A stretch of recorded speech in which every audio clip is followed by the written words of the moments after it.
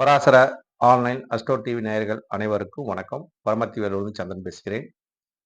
இன்றைய ஜோதிட ரீதியான ஒரு தலைப்பு என்னன்னு பார்த்தீங்கன்னா, திருமண பொருத்தத்தில் நம் ஈஸியாக திருமண பொருத்தத்தை பார்ப்பது எப்படின்னு கேட்டாங்க. ஏன்னா, இந்த திருமண பொருத்தத்த பத்தி ஒரு 2, 3 ஆடியோ போட்டிருக்கிறேங்க.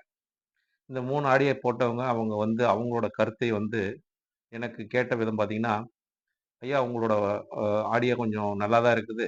கொஞ்சம் எளிதாவும் குடுத்துருக்கிறீங்க. எங்களுக்கு புரியிற மாரியும் பேசியிருக்கிறீங்க. எங்களுக்கு ஆ ஈஸியா அதாவது திருமணம் பொருத்தத்தை பத்தி ஈஸியா பார்க்கணும்னு நாங்க தெரிஞ்சுக்கிட்டு, எப்படி ஒரு ஜோதிடர்கிட்ட நாங்க போவது? ஜாதகத்த எடுத்துக்கிட்டு. ஏன்னா, இத நாங்க ஒரு 10 ஜாதகம் வருது. அத கொண்டு போய் ஜோதிடர்ட்ட குடுக்குறோம். அவரு எதுவுமே பொருத்தமில்லைன்னு சொல்லிர்றாருங்க. அப்ப நாங்க சரியான ஜாதகத்தை எவ்வாறு நாங்க வாங்குவது? என்று அவங்களோட அவங்களோட கருத்தை தெரிவிச்சிருக்காங்க. ஏன்னா, நாங்க நெறைய ஜாதகத்த கொண்டு போயிட்டு அவங்களையும் மெனக்கெட்டு பார்க்க வச்சுக்கிட்டு, நேரங்காலமும் அது ஒத்து வருவதில்லை. சில நேரத்தில் நாங்களும் போ முடியறதில்லை. அதுவும் ஒரு தவிர்க்க முடியாத ஒரு சூழ்நிலை வந்து விடுகிறது. அப்படின்னு இந்த மாரி ஒரு சில சில ஒரு சங்கடங்கள் எல்லாம் சொல்றாங்க. அப்ப ஒரு ஜாதகத்தை நாம் தேர்வு செய்து ஒரு ஜோதிடர் ஏன்னா, ஒரு திருமண பொருத்தத்தை நாம் தேர்வு செய்ய வேண்டுமானா, ஒரு ஜோதிடர்கிட்ட தான் நம்ம தேர்வு செய்தாகணும். நம்மளே அத முடிவு பண்ணக்கூடாது என்பது ஒரு உண்மையான ஒரு நிலைப்பாடு. ஏன்னா, இன்னைக்கு நெறையா பொருத்தம் பார்க்குற நூலு, சாஃப்ட்வேர் எல்லாம் வந்துருச்சுங்க. இன்னைக்கு என்னென்ன நட்சத்திரம், இந்த தேதி இதெல்லாம் சொல்லிட்டாவே, அவங்க அந்த நட்சத்திரத்துக்கு உண்டான பொருத்தத்த போட்டு, இத்தன பொருத்தம் வருதுன்னு எல்லாம் கணிச்சு நீட்டா சொல்லிருவாங்க. இது ராகு, கேது தோஷம், இது செவ்வாய் தோஷம், இப்படிங்கிறது எல்லா சாஃப்ட்வேர்லயும் வந்துருங்க. இருந்தாலும் அனுபவம் மிக்க ஒரு ஜோதிடனால தான் அது தீர்மானிச்சு அத சொல்ல முடியும். ஏன்னு கேட்டீங்கன்னா, ஒரு தசா காலம் தான் அந்த ஜாதகத்தை வாழ வைப்பதும், வீழ வைப்பதும். அந்தந்த தசா காலங்கள் எந்தெந்த காலத்தில் வருகிறது? எவ்வாறு நடக்கும்? எத்தன வருஷம் நடக்கும்? இதுக்கு அடுத்து வரக்கூடிய திசை எப்படி இருக்கும்? அப்படின்னு அந்த தசா காலங்களை முடிவு பண்ணக்கூடியது அந்த ஜோதிடர்களுக்கு மட்டும் தான். அது அனுபவம் பொருந்திய ஜோதிடர்களுக்கு மட்டும் தான் தெரியும். அப்படிங்கிற ஒரு தன்மை. அப்ப உங்களுக்கு இப்ப மக்கள் கேட்கக்கூடிய ஒரு கேள்வின்னு பார்த்தீங்கன்னா, அவங்களோட புள்ளைங்களுக்கு எவ்வாறு நாங்க ஜாதகத்தை தேர்வு செய்ய வேண்டும்? எங்களுக்கு வரக்கூடிய வரனை இந்த நட்சத்திரத்துக்கு இந்த நட்சத்திரம் எது பொருத்தி வரும் அப்படின்னு, அத எங்களுக்கு ஒரு டிப்ஸ் குடுங்க. இல்லாட்டி எங்களுக்கு எதா எழுதி குடுங்க. ஏன்னா பொருத்தம் பார்க்க வர்றவங்களே இப்ப என்ன கேட்கறாங்கன்னா, எங்க பெண்ணுக்கு எந்தெந்த நட்சத்திரம் சூட்டபிள் ஆகும்? எந்தெந்த ஜாதகம் சூட்டபிள் ஆகும்னு ஜாதகத்த நம்ம சொல்ல முடியாது. நட்சத்திரம் மட்டும் தான் பேசிக்கலா சொல்ல முடியும். இன்னென்ன நட்சத்திரம் உங்களுக்கு சூட்டபிள் ஆகுங்க. அத நீங்க எடுத்துட்டு வாங்க பார்த்துக்கலாம்ன்னு நம்ம சொல்லுவோம். அப்படிங்கிற மாரி, அதற்கு தகுந்த ஒரு வீடியோ, இந்த வீடியோ உங்களுக்கு அனைவருக்கும் ஒரு பயனளிக்கக்கூடிய விஷயமா தான் இருக்கு. ஏன்னா, இது ஒரு ஜோதிட நூலில் பஞ்சாங்கத்தில் உள்ள விஷயத்த தான் நான் சொல்றேன். நான் ஒண்ணும் புதுசாலாம் கண்டுபிடிக்கலைங்க எதையுமே.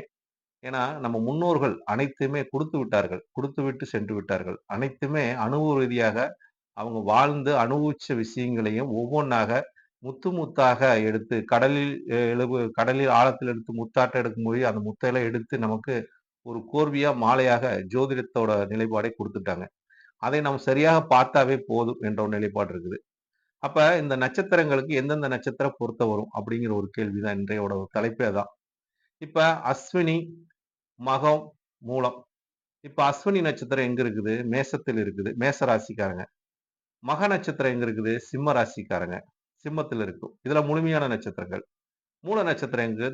தனுசுல இருக்குது. இந்த நட்சத்திரத்துக்கு ஒரே அதிபதி தாங்க வருவார். இந்த அஸ்வினி, மகம், மூலம். இதுக்கு 3 நட்சத்திரங்க. இந்த 3 நட்சத்திரத்துக்கு கேது பகவான் தான் அதிபதியா வராரு. அப்ப இவங்களுக்கு எல்லாம் ஒரே மாரி தான் தன்மை குடுக்கும். ஏன்னா, மேசங்கிறது ஒரு சரவீடு, செவ்வாதிபதி. சிம்மங்கிறது ஒரு சிற வீடு, அங்க சூரியன் அதிபதி. ஆ தனுசுங்கிறது ஒரு உபய வீடு, அது குரு அதிபதி. அது உபயத்தன்மை. இது எல்லாம் நெருப்பு தத்துவத்தை குறிக்கக்கூடிய ஒரு ராசிகள். இப்ப இந்த நட்சத்திரங்களுக்கு ஏன்னா நம்ம நட்சத்திர ரீதியாக ஒரு பொருத்தம் பார்க்கும்போது, இந்த நட்சத்திரங்களுக்கு எந்தெந்த நட்சத்திரம் சூட்டபிள் ஆகும் அப்படின்னா, எந்த நட்சத்திரக்குமே மொத்தத்துல ஒரு நட்சத்திரத்துக்கு 11 நட்சத்திரம் 15 நட்சத்திரம் பொருத்தம் வருங்க. மீதி 9 நட்சத்திரம் பொருத்தம் வராதுங்க. இதுதான் கான்செப்ட்ங்க. அப்ப அந்த 15 நட்சத்திரம் எது எது? ஒரு நட்சத்திரத்துக்கு 15 நட்சத்திரம் பொறுத்து வரக்கூடியது எது எது? அப்படிங்கிற இந்த வீடியோவுல அதான் நம்ம பார்க்க போறோம். இப்ப அஸ்வினி நட்சத்திரத்துக்கு எந்தெந்த நட்சத்திரம் பொருத்த வரும்? அஸ்வினிக்கு பரணி நட்சத்திரம் பொருத்த வரும். அதுக்கு அடுத்தது ரோகிணி நட்சத்திரம் பொருத்த வரும். திருவாதிரை நட்சத்திரம் பொருத்த வரும். அதுக்கு அடுத்து பூச நட்சத்திரம் பொருத்த வரும். அதுக்கு அடுத்து பூர நட்சத்திரம் பொருத்த வரும். இப்ப 5 நட்சத்திரம் சொல்லிட்டேன். அதே மாரி பூராட நட்சத்திரம் 6வது நட்சத்திரம். இதுவும் பொருத்த வருங்க. அடுத்தது அஸ்த நட்சத்திரம் 7வது நட்சத்திரம். இதுவும் பொறுத்து வருங்க. அடுத்தது சுவாதி நட்சத்திரம். இதுவும் பொறுத்து வருங்க. அதுக்கடுத்து அனுச நட்சத்திரம். இதுவும் பொருத்த வருங்க. அப்ப இது வந்து பார்த்தீங்கன்னா, உங்களுக்கு 5, 9 நட்சத்திரம் சொல்லிட்டேன். அடுத்தது 10வது நட்சத்திரம் ஆயில்ய நட்சத்திரம் பொறுத்த வருங்க. கேட்டை பொறுத்த வரும், ரேவதி பொறுத்த வரும். இப்ப இந்த அஸ்வினி, மகம், மூலம் இந்த 3 நட்சத்திரக்குமே நான் சொன்ன இந்த 15 நட்சத்திரம் பொறுத்த வருங்க. அப்ப இவங்க இந்த இந்த நட்சத்திரக்காரங்க இந்த நட்சத்திரத்தை நீங்க தேர்வு செய்து உங்களுக்கு இந்த நட்சத்திரம்லாம் பொருத்த வரும் அப்படின்னு நீங்க இத தேர்வு செய்து நீங்க வைத்துக் கொள்ளலாம்.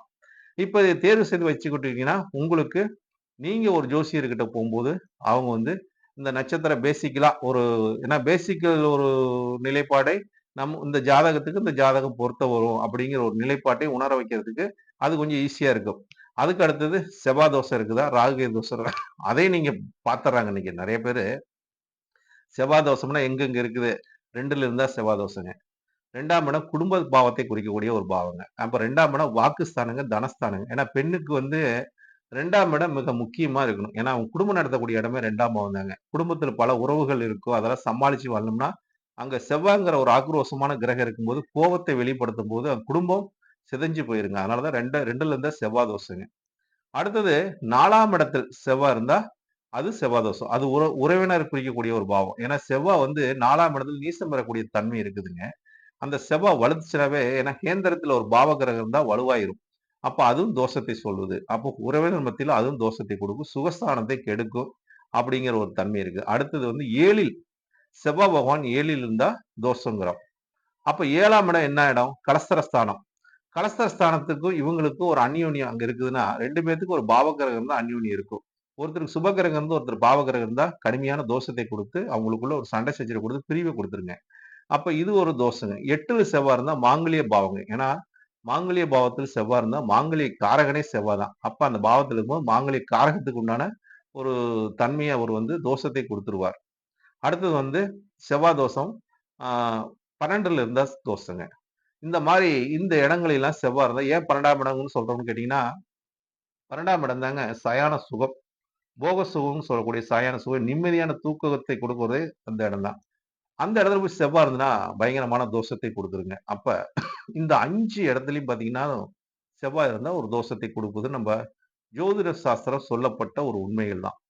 இந்த தோஷத்தை குரு பகவான் பார்த்தாலும், அந்த வீட்டு அதிபதி ஆட்சி பெற்று அந்த கிரகத்தை பார்த்தாலும், சுப கிரகத்தோட சேர்க்கை பெற்றிருந்தாலும், இவங்களுக்கு தோஷம் ஆ நிவர்த்தி ஆகிவிடுங்க நண்பர்களே. இதெல்லாம் வந்து ஜோதிடனால தான் பார்த்து சொல்ல முடியும். நீங்களே பார்த்துக்கிட்டீங்கன்னா, அது உங்களுக்கு வந்து அது சிறப்பு இருக்காது. ஏன்னா, ஆ திருமணம் என்பது ஆயிரங்காலத்து பயிர் என்று முன்னோர்கள் சொன்னாங்க. அப்ப அந்த திருமணத்தை நம்ம வந்து நாலா பக்கம் விசாரிச்சு, என்னங்கிறத எப்படி குடும்பத்த விசாரிக்கும்போது, அது மாரி விசாரிச்சு, அந்த ஜாதகத்தையும் பார்த்து, எல்லாம் பார்த்து தாங்க நம்ம வந்து ஒரு வரனை தேர்வு செய்து திருமணத்தை நடத்த வேண்டும். திருமணம் என்பது ஒரு வீடு கட்டுவதும், திருமணம் பண்ணுவதும் நம்ம வந்து ஈஸியா பண்ணிடலாம்னு நினைக்கிறதே தப்புங்க. இதுக்கு நம்ம வந்து ரொம்ப ரொம்ப கஷ்டப்பட்டு தான் பண்ணணுங்க.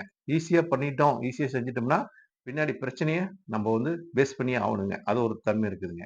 அப்ப இதெல்லாம் நீங்க வந்து முன்னாடி உணர்ந்துக்கணும். இப்ப இந்த அஸ்வினி, மகம், மூலம் இந்த நட்சத்திரத்துக்கு வந்து 15 நட்சத்திரம் பொருத்தமான நட்சத்திரம் எதுன்னு சொல்லிட்டேன்.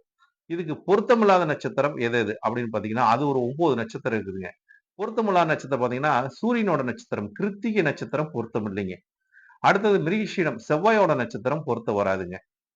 அடுத்தது புனர்பூசம் குருவோட நட்சத்திரம் பொருத்த வராதுங்க. அடுத்தது உத்தர நட்சத்திரம். அது சூரியனோட நட்சத்திரம் பொருத்த வராதுங்க. அடுத்தது சித்திரை நட்சத்திரம். அதுவும் பொருத்த வராதுங்க. இப்ப 5 நட்சத்திரம் சொல்லிட்டேன். விசாக நட்சத்திரம் 6வது நட்சத்திரம் அதுவும் பொருத்த வராதுங்க. உத்திராட நட்சத்திரம் அதுவும் பொருத்த வராதுங்க. அடுத்தது அவிட்ட நட்சத்திரம். இதுவும் பொருத்த வராதுங்க. அடுத்தது பூரட்டாதி நட்சத்திரம். இந்த 9 நட்சத்திரம் பொருத்த வராது. இந்த 9 நட்சத்திரத்தோட அதிபதி யாரு? ஒரு நட்சத்திரத்துக்கு சூரியன் அதிபதியா வர்றார். ஒரு நட்சத்திரத்துக்கு செவ்வாய் அதிபதியா வரார். ஒரு நட்சத்திரத்துக்கு வந்து குரு அதிபதியா வரார். அப்ப இந்த 3 நட்சத்திரம் செவ்வாய், குரு, சூரியன் இந்த 3 பேரும் கேதுவோட நட்சத்திரத்துக்கு பொருத்தம் வராதுங்க. இந்த 3 கிரகமும் பொருத்தம் இருக்காது அப்படின்னு நம்ம எடுத்துக்கலாம். இந்த மாரி ஒவ்வொரு நட்சத்திரத்துக்கும் உண்டான ஒரு பொருத்தத்தன்மையை ஒரு வீடியோவாக உங்களுக்கு எளிமையாக நான் இத குடுக்கலான்னு இருக்கிறேன் நண்பர்களே. இந்த பராசர ஆன்லைன் யூடியூப் சேனல் வழியாக உங்களுக்கு ஒரு பயனளிக்கக்கூடிய விஷயமா இருக்கும். ஏன்னா பெற்றோர்கள் தன் பிள்ளைகளுக்கு வரன் பார்க்க வேண்டும் என்றால், இந்த மாரி ஒரு நட்சத்திரத்த பொருத்தத்தை தேர்வு செய்துட்டு, அதுக்கு அடுத்தது ஜோதிடர்கள்ட்ட நீங்க போயி உங்களோட ஜாதகத்தை காமிச்சு, அந்த கட்ட பொருத்தம் என்பது தான் நிலையான பொருத்தம். கட்ட பொருத்தம், அதுக்கு அடுத்து தசா காலங்கள் இவங்களுக்கு எவ்வாறு நடக்குது, இந்தந்த காலத்துல இவங்களுக்கு எந்தெந்த காலகட்டத்துல எந்த மாரிலாம் நிகழ்வும் அப்படிங்கிற ஒரு நிலைப்பாட்டெல்லாம் நீங்க தெரிஞ்சுக்கிட்டு, அவங்களுக்கு அந்த நாளையெல்லாம் அவங்களே சொல்லிருவாங்க. இந்தந்த காலகட்டங்கள்லாம் இந்த மாரி இருக்குங்க. இந்த மாரி உங்க வாழ்க்கைய நடத்துனாங்கன்னா நல்லா இருக்குங்க. அப்படின்னு அந்த நல்ல நாட்களையும் சொல்லிருவாங்க. அவங்களுக்கு சரியில்லாத நாட்கள் எதுன்னு சொல்லிருவாங்க. இந்த மாரி நாட்களை நம்ம தெரிஞ்சு கொண்டு, அந்த இருவர் ஜாதகத்தை இணைக்கும்போது, அவங்களோட வாழ்க்கை ஒரு சிறப்பாக இருக்கு நண்பர்களே.